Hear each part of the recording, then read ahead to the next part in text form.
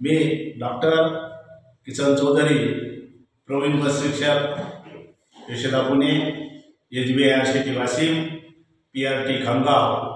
आपल्यासमोर येण्याचं व्यवहार असे की महाराष्ट्रामध्ये या नवीन वर्षात नानाजी देशमुख कृषी संजीवनी प्रकल्पाअंतर्गत पोखरा नावाचा प्रकल्प राबवण्याचे ठरविले आहे। आपल्या महाराष्ट्रातील 21 गाव त्यामध्ये समाविष्ट आहेत आणि 21 गावांमध्ये हा प्रकल्प राबवायचा आहे। तर पूर्णतः जिल्हा नसताना त्यात काही निकष पूर्ण करणारे गावं आहेत, ते नाव तुम्हाला मी शेवटी सांगणार आहे। त्यापूर्वी आमच्या शेतकरी बांधवांना, ग्रामीण भागातील प्रत्येक लोकांना पोखरा म्हणजे काय हे मी सांगण्याचा प्रयत्न करणार आहे।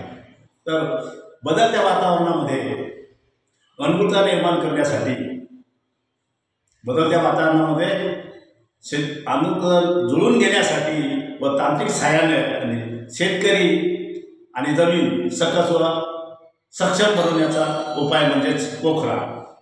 उदाहरण सांगायचं झालं तर अतिवेगाने पाऊस जर जमिनीवर पडला आहे तर आपल्या शेतीतील कण वाहून जातात। दुसरं सांगायचं झालं तर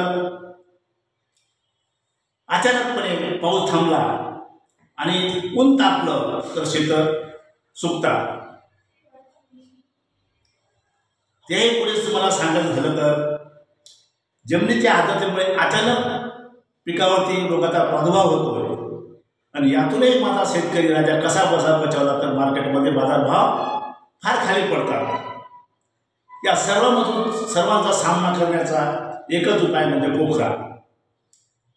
आणि मला तर वाटते, माझ्या मते, की 75 वर्ष या स्वातंत्र्याच्या काळात माझ्या बळीराजा 18 धान्य पिकवणाऱ्या बळीराजाच्या पाठीमागं असलेलं 20 युद्ध दारिद्र्याचं निर्मूलन करण्याचा उपाय म्हणजेच पोखरा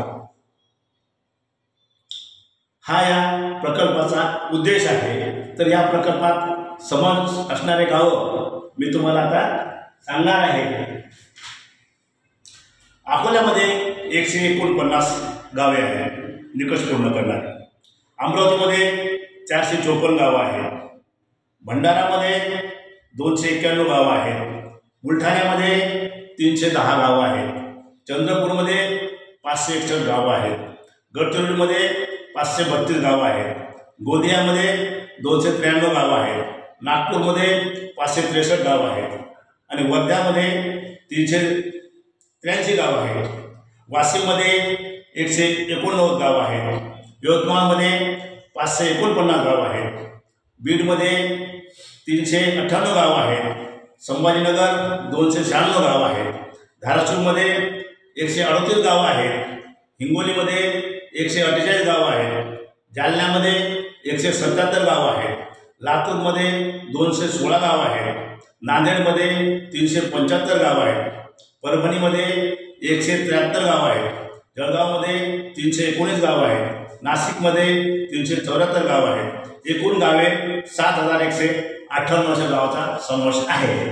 तर यानं हा जो प्रकल्प राबवायचा आहे तर मी सगळं 7158 सरपंचांना नम्र विनंती करणार आहे की सर्व सरपंचाचे 2 दिवसीय निवासी प्रशिक्षण आपापल्या भागामध्ये नियोजित केलेले आहे।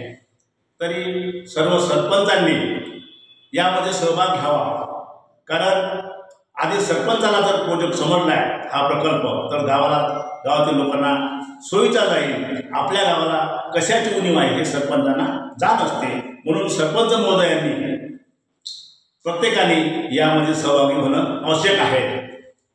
याच्यासाठी सूचित करतोय, सत्ता संपत्ती आणि संतती हे पूर्वजाच्या पुण्यामुळे मिळते। तुम्ही आज खुर्चीवरती विराजमान आहात, फार भाग्यशाली आहात, तुमच्या हातून हे पुण्य कर्म घडणार आहे आणि गावातील शेतकरी, शेतमजूर, बेरोजगार हा व्यावसायिक बनेल, स्वयंपूर्ण होईल। त्यासाठी आपण पुढाकार घेऊन रक्षण करावं आणि आमच्या चॅनलला सबस्क्राईब करायला ही अपेक्षा करतो। धन्यवाद।